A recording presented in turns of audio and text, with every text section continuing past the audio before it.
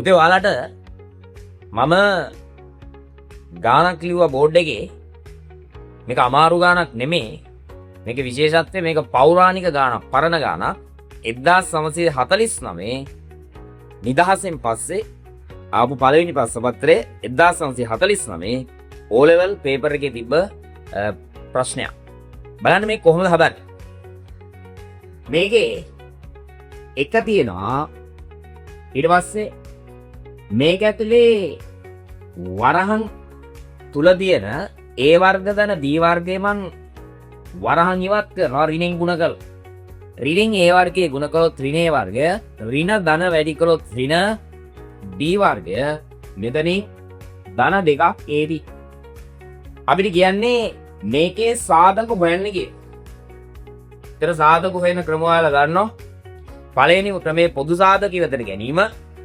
එතකොට මේක දිහා බැලුවාම පොදු සාධක ඉවතට ගැනීමක් පේන්න නැහැ. ඒතර පොදු සාධක ඉවතට ගැනීම මුළු ප්‍රකාශයට ගන්න පුළුවන්. එක ළඟ ඉන්න දෙන්න සල ගන්න පුළුවන්. නැත්නම් ත්‍රිපද වර්ග ප්‍රකාශ බලන්න පුළුවන්.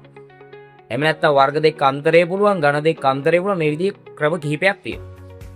ඒතර මේකේ පළවෙනිම දේ පොදු සාධක ඉවතට ගැනීම නැහැ. එතකොට මේක දිහා බලන් ඉන්නකොට පේනවා මේකට වර්ග දෙක අන්තරයක් දාන්න පුළුවන්. ඒතර දැක්න ගමන් බෑ. ඒ සමම මේ කොහොම ලියලා ඍණ දක්වා මේක වරහන අස්සට ගන්නවා සම්පූර්ණ එක. A වර්ගයේ කොහොම ලිව්වා 2AB ඊළඟට ලිව්වා B වර්ගයේ ඊළඟට ලියලා. වරහන් කරද්දී එළිය රිල තියෙනකොට ලකුණු වෙනස් වෙනවා. එතකොට ඍණ ධන වැඩි කළොත් ඍණ A වර්ගය එනවා. මෙතන ඍණ B වර්ගයේ ඉන්නේ ඍණයි ධනයි වැඩි කළොත් ඍණයි ධනයි වැඩි කළොත් ඍණ B වර්ගයේ. මෙතන ධන ඉන්නේ ඍණයි ඍණයි වැඩි කළොත් ඍණ ඍණෙන් වැඩි කළොත් ධන දෙකක් AB. දැන් බලන්න මට එක ලියන්න පුළුවන් එකේ වර්ගය කියලා ඍණ මෙයාව සම්පූර්ණ එකට ගන්නට පුළුවන් A ධන B ගේ සම්පූර්ණ එකේ වර්ගය ලෙස. ඒතර ඔබ 10 වසරේ ඉගෙන ගත්තා. මේ ද්විපද ප්‍රකාශයක වර්ගායත ලෙස හැඳින්වෙන්නේ. මුල් පදේ වර්ග වලත් A වර්ගය, අග පදේ වර්ග වලත් B වර්ගය දෙන්න ගුණ කරලා දෙගුණයක් කළොත් දෙකක් AD මැද ලකුණ ඍණ. පැහැදිලි? right. මැද ලකුණ ඍණ.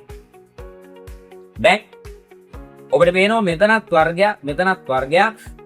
ඒස අපිට වර්ග දෙක අන්තරේ සාධක දාන්නට පුළුවන්. වර්ග දෙක අන්තරයක් දැක්ක ගමන් සාධක දෙකට අපි වරහන් දෙකක් දානවා. ඊට පස්සේ එකක් මැදට ඍණ දානවා, එකක් මැදට ධන දානවා. දැන් වර්ග වෙච්ච දෙන්නව දෙපැත්තට දැම්මොත් මෙතනින් වර්ගනේ 1, මෙතන A වින B. ඉදිරියේ මින නිසා වරහන් කළා. මේකේ පුලින් වර්ගුනේ 1, ඊළඟට A වින B. මේකේ නම් වරහන් අවශ්‍ය නැහැ. ඉදිරියේ ලකුණ ධන නිසා. ඕන්නම් දාන්නම් right. දැන් මේකේ වරහන් ඉවත් කළොත් එක ඍණ ඍණෙන් වැඩි කෝ ඍණ A ඍණ වරක් ඍණ ධන T.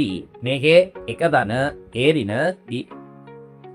ඔන්න මෙයාගේ සාධක හෙවොත් උත්තරය මේ 1949 ඔලල්දා. එහෙනම් මෙවැනි ගණන් වලින් අපි ඉදිරියේදී හම්බ වෙමු.